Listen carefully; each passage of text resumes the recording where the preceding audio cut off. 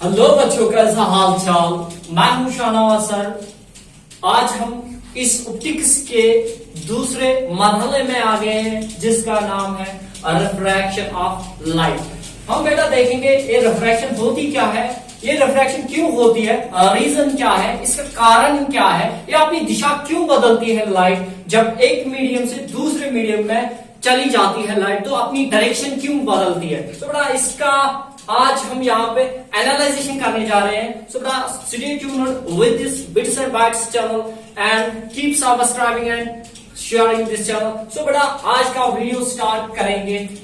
अगर हम बेटा देखेंगे जो हमारी रिफ्रैक्शन है, सिंपली हम कहते हैं ये बेटा क्या है, बेंडिंग ऑफ लाइट। क्या बेटा होता है, बेंडिंग ऑफ लाइट।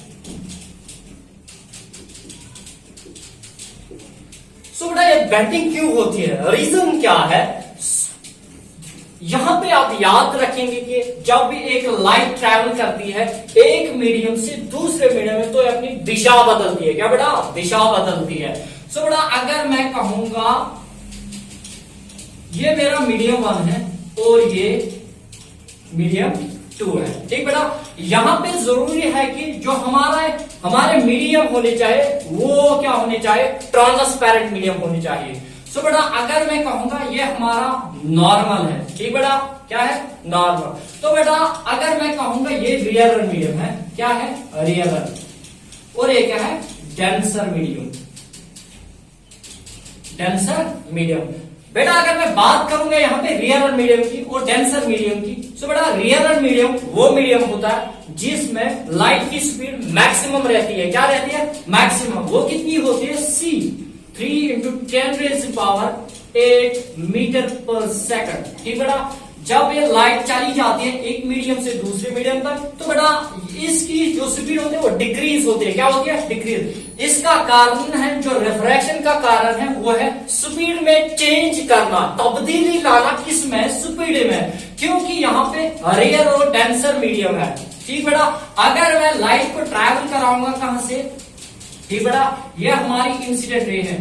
क्या है, इंसिडेंट रे, ठीक बेटा। अगर मैं देखूंगा ये एंगल बनती है यहाँ पे एंगल आई। जब angle form between normal and the incident ray is called angle of incident. तो बेटा जब ये लाइट इस मीडियम में जाएगी तो बेटा ये अपनी दिशा बदलती है। क्या बदलती है, दिशा, क्योंकि इसकी स्पीड डिक्रीज होती है। क्या होती है, decrease, because of optical densities, because of optical densities. तो बेटा जो रिफ्रैक्शन का कारण है वो स्पीड का कारण, मतलब जो बेंडिंग होती है यहाँ पे, ये बिकॉज ऑफ ऑप्टिकल डेंसिटीज होती है। क्या होती है, ऑप्टिकल डेंसिटी। तो बेटा यहाँ पे आप याद रखोगे जो मास डेंसिटी है, मास पर यूनिट वॉल्यूम, और ऑप्टिकल डेंसिटी है, ये बेटा टोटली डिफरेंट है। मास डेंसिटी अलग है और ऑप्टिकल डेंसिटी अलग है, ठीक बेटा। हमने क्या कहा, इंसिडेंट रे हमने कहां से छोड़ी है, रियल मीडियम से। तो बेटा ये जब अंदर जाएगी, क्राउड मिलेगा इसको, तो इसकी स्पीड क्या होगी, डिक्रीज होती है। क्या होती है, डिक्रीज। तो बेटा एक कारण होता है स्पीड में चेंज होती है। क्या होती है, स्पीड। दूसरा जो फैक्टर है वो है वेवलेंथ। क्या है, wavelength. Wavelength should be fix. अगर मैं यहाँ पे ब्लू लाइट छोड़ूंगा या येलो कलर छोड़ूंगा या कोई और कलर छोड़ूंगा, तो बेटा यहाँ पे अगर मैं बात करूंगा किसकी, मोनोक्रोमेटिक लाइट की। Monochromatic wavelength mean simply colour का बदलना, ठीक बेटा। कलर फर्क ब्लू कलर में छोड़ूंगा या येलो कलर में छोड़ूंगा तो अलग अलग कलर की अलग अलग वेवलेंथ होती है, ठीक बेटा। वो फिक्स्ड होनी चाहिए। तो बेटा यहाँ पे अगर मैं पॉलीक्रोमेटिक लाइट छोड़ूंगा तो आधी लाइट ज्यादा बैंड करेगी और आधी लाइट क्या करेगी, डिविएशन दिखाएगी। सो बेटा यहाँ पे जो कारण है वो है स्पीड का कारण और वेवलेंथ का कारण। तीसरा जो फैक्टर कांस्टेंट रहता है इसके लिए वो है, क्या है, फ्रीक्वेंसी। फ्रीक्वेंसी कांस्टेंट रहती है। वेवलेंथ सिंपली मीन्स कलर, ठीक बेटा।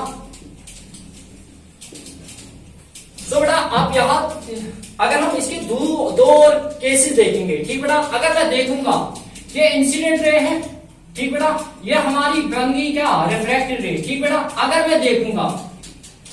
मैं देखूंगा ये एंगल है आर।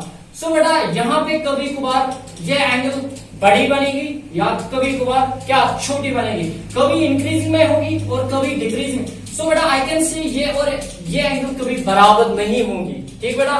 यहां पे लॉ नंबर फर्स्ट जो बनता है, अगर आप देखोगे इंसिडेंट रे, रिफ्रैक्टेड रे और नॉर्मल एक ही प्लेन में, अगर मैं कहूंगा मैंने इंसिडेंट रे इस प्लेन में, ये मेरा हाथ जो है ये एक प्लेन है, मैंने इंसिडेंट रे ऐसे छोड़ी है, तो मेरा नॉर्मल भी इस प्लेन में और ये बेंड ऐसे कर जाएगी। तो बेटा मैं नहीं बोलूंगा कि जो हमारी रिफ्रैक्टेड है वो किसी और प्लेन में बनेगी। तो बेटा यहाँ पे आप याद रखोगे कि जो हमारी इंसिडेंट रे और नॉर्मल एक ही प्लेन में लाई करती है। The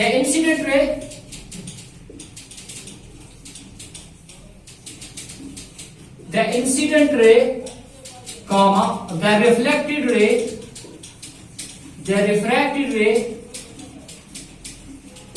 and the normal ray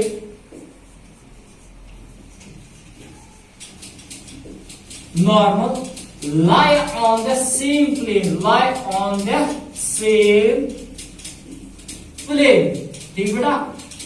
incident ray, refracted रे और नॉर्मल एक ही प्लेन में लाई करते हैं, ये लॉ नंबर फर्स्ट है।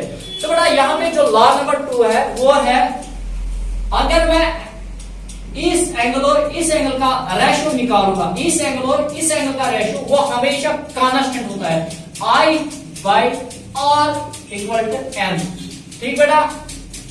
सो बेटा ऊपर से यहाँ पे आपने पढ़ा ही होगा ट्रिग्नोमेट्री में sine, cos, tan, cosec, cot. So बेटा यहाँ पे ऊपर से भी साइन और नीचे से भी साइन। यहाँ पे मैं बोलूंगा ratio of sine of angle of incidence, ratio of sine of angle of incidence to the sine of angle of refraction is always equal to the constant. ये जो बेटा एक कांस्टेंट है, ये इसको नाम पड़ता है रिफ्रैक्टिव इंडेक्स। सो बेटा रिफ्रैक्टिव इंडेक्स हमें बताता है कि एक मीडियम कितना डेंसर है और एक मीडियम कितना रेयरर है। अगर हमारा मीडियम रेयरर होगा तो लाइट मैक्सिमम स्पीड जो होगी लाइट की वो होगी मैक्सिमम 3 × 10⁸। जब लाइट जाएगी एक मीडियम से दूसरे मीडियम, तो बेटा ये क्या करेगी, अपनी दिशा बदलती है, अपनी स्पीड में तब्दीली लाती है, और क्या बोलते हैं हम, रिफ्रैक्टिव इंडेक्स उस फिनोमेना का। ठीक है बेटा, ओके, थैंक यू।